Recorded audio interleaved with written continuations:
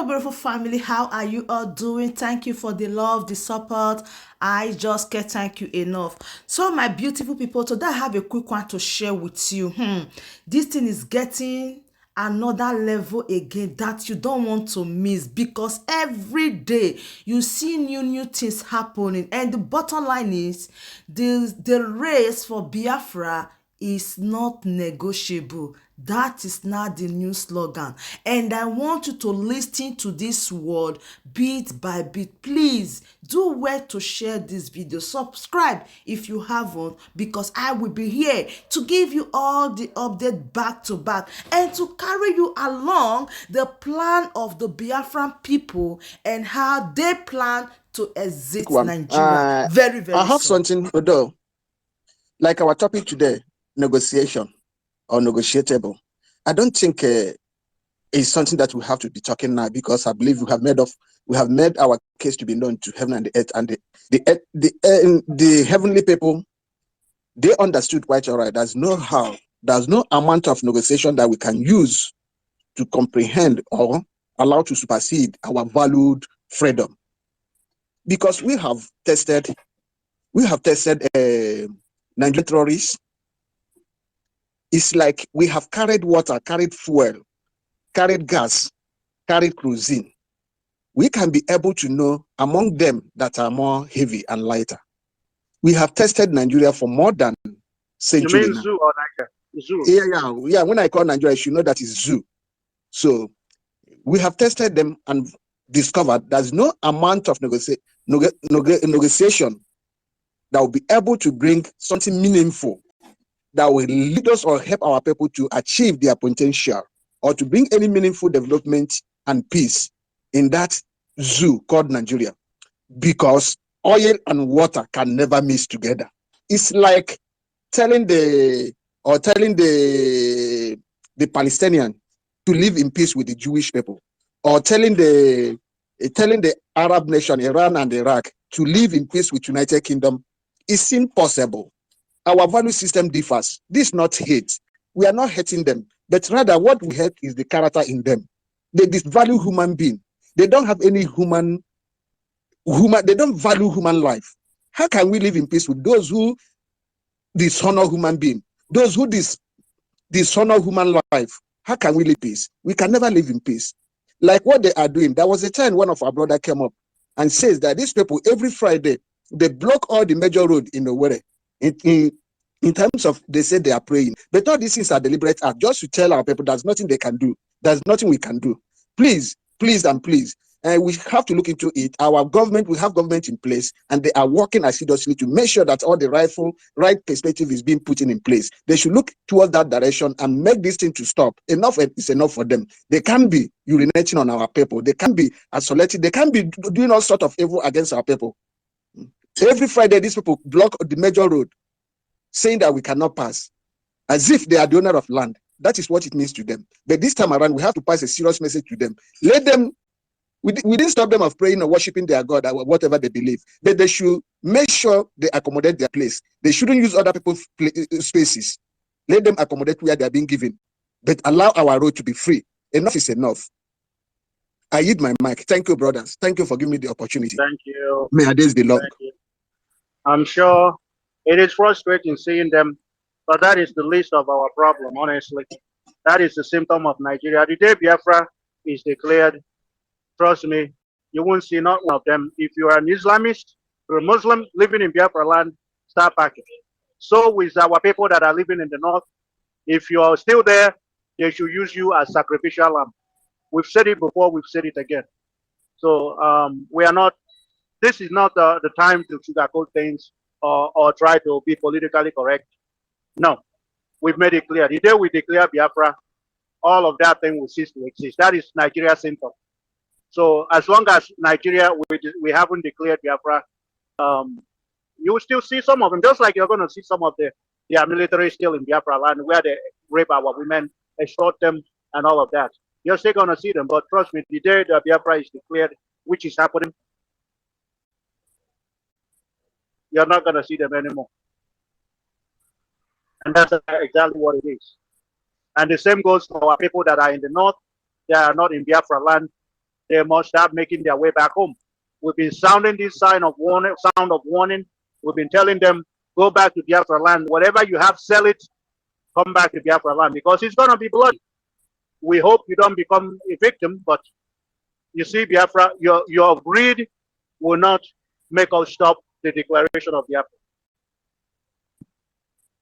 Your personal greed, because you have one property in the north, or you have whatever you think you have in one Nigeria, will not stop us from declaring Biafra in the coming weeks and months. We're going to defend it, and we're going to declare it, and we're going to defend it. And once that is the day that we declare Biafra, all of their terrorist hideouts, which is the mosque, every single one of them will be those that are, you know, they don't even build a nice mosque in Biafra land. They build like 2x4, but the ones that look beautiful, we use them as a museum. And then the ones that are horrible, they will become food for Biafrans, like sacrifice to the gods of the land. That's absolutely it. We don't like terrorists. We don't like to associate with terrorists. We do not like terrorists in our land. People that rape anything that they can put their penis in. I mean, I saw one that was raping a chicken. Jesus Christ. How horny do you have to be to rape a chicken? Like, these people, when a chicken, you know, it's just sad. That's why the chicken, if you guys remember, the chicken in our land, it tastes different than the one that these people have that comes from Fulani, because they've raped the shit out of that chicken.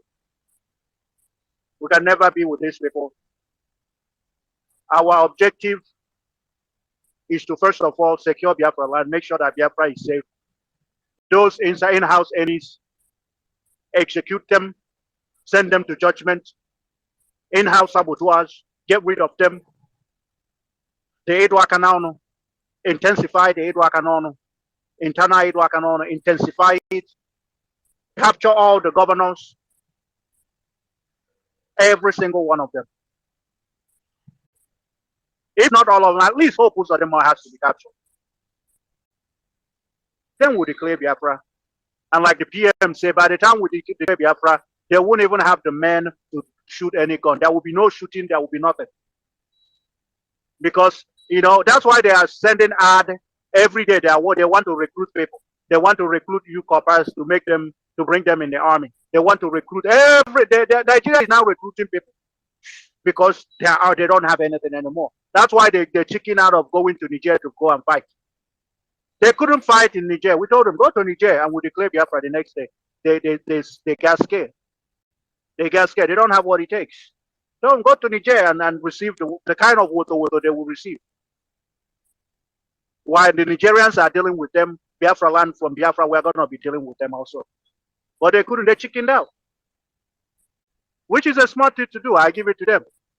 The smart thing to do. But whether they go to Niger or they don't go to Niger, you know, it's irrelevant. We've done it before. We've done it again. And we're going to do it again. In no distant time.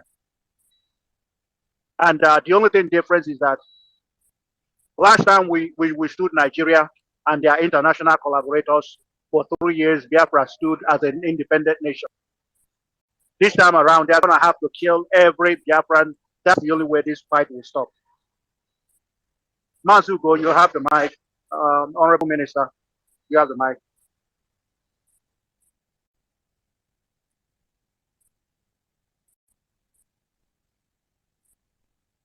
Oh, Mazi may be in the other room. Let's go to Victor. Victor, meet yourself.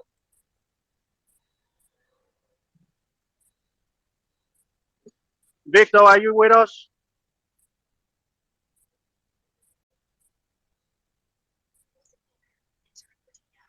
All right. Victor is not here. Jaja, you're back. You have the mic. Can anybody hear me? Yes, sir. Victor is here. Victor is here. Oh, Victor. Yes, I'm here. All right, go ahead. Go ahead. All right. I want to thank you guys for the great job you guys are doing. I think I remember that should be Sunday night. I was in a space. I also saw you there. I was listening how you were, you know, educating the people there about BIAFRANS, telling them our stories. You know, at the point in time, I slept off. I woke up around, was it 1 or 2, something like that, and I found out that I was still on the space. I was like, wow.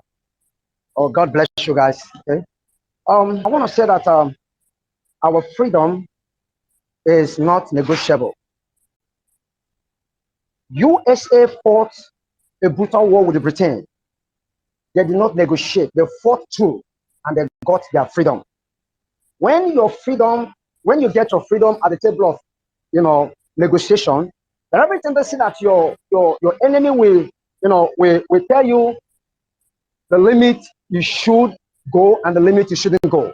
That means there's going to be like a shortage in your assurance, okay? Because there's going to be doors and doors. But when you fight through to get your freedom, you become a master of your own. Nobody tells you what to do and what not to do. So our freedom and the freedom of our people, the freedom of Biafran people is not negotiable in any form. Finland fought a war to break out from Russia. They did not sit in a table of negotiation and be drinking coffee and tea. They negotiate. They fought through. Likewise Beijing, likewise Singapore, likewise India. Just name them. Okay. And I just want to let us know this hour of the day that our fathers fought to make sure that we live today. If not that our father were great men and the one who stood and said, we cannot be all killed. They fought a brutal war, a genocidal war, which Nigeria carried out against us. None of us will be here in the space talking about Biafran today. And we all have risen up to make sure that our children live in a better country called Biafran. We all have risen up to make sure that our children and our younger one will not be traveling to the Europe through the sea. I have a friend who traveled to the Europe, to the desert, and the guy told me the hell he experienced through the Sahara Desert. He was almost killed, but God helped him. He came back here, was telling me, man, he said his experience that he wouldn't want even his worst enemy to go through. And this thing is going on a daily basis. When I saw the happenings that is also happening and still happening now in Israel, I wasn't that surprised that a pregnant woman be killed and her baby ripped out of her mother's womb. I wasn't surprised. It's not really new to me because it has been happening to us and it's still happening today. Fulani came and they killed randomly. They don't care if you're old man, they don't care if you're old woman, they don't care if you're a child. As long as you're not a Fulani, you're an enemy to them. They butcher you without remorse. So I want the international world to know that what they're seeing in Israel today, everybody is rising up to talk, is what I've been experiencing in Biafran land on a daily basis. People are being murdered in the cool blood, in 10s, in 20, in 30, in 40, in hundreds. People in Benua are living in IDP camp. And what pains me is that the international body is like, I don't know, it's like they are paying their ear to our cry. And they are closing their eyes, pretending, I want to believe, pretending I'm not seeing what is happening in Biafran land. Biafran land is bleeding under Fulani government. They want to take our ancestral land. They want to snip us. They want to kill us all. And that is why we have a reason up to say that if international world cannot stand up for us, we will stand up for ourselves. At least fight like a man. At least fight like a man. At least fight like a man. I want to thank the God of Biafran, if not for people like you guys who stood up and said, enough is enough. Believe you me, we all, some of us that are bearing the names of Chukwu Kakabiama, like Emeka, Chukwu Emeka, Ifeanyi Chukwu, and all that, our name would have become Mohammed. And our ladies will be bearing the name Aisha or whatever. But people like you stood up. That's why I keep on praying for every one of you who is fighting genuinely to make sure that Biafra is being restored. That the God of heaven will keep on pumping strength and grace and wisdom and anointing unto what you are fighting for becomes reality. And I'm also asking the God of heaven that our PM who stick out his neck, not minding the Iranians and not minding the enemies of Biafra who say he's working for Nigerian. And I wonder why. I wonder how somebody working for Nigerian. I wonder how somebody. Hello, am I coming out, please? I can hear you. Go ahead. Okay, all right, thank you. So I wonder why somebody will say they're working for Nigeria. They're still planning to to bring him back to country to face a trial, even when he has not committed any offense.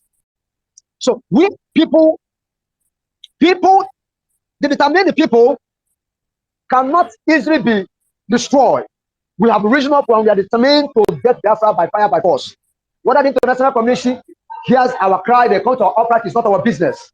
This is the last fight we can ever fight as far as restoration of Biafran is concerned. Our children will not rise up again to fight for Biafran again. We have to fight it and get it done. I yield my mic. Thank you. So my wonderful family, that brings us to the end of this update. Do well to like the video, share, and subscribe. Thank you, and bye-bye.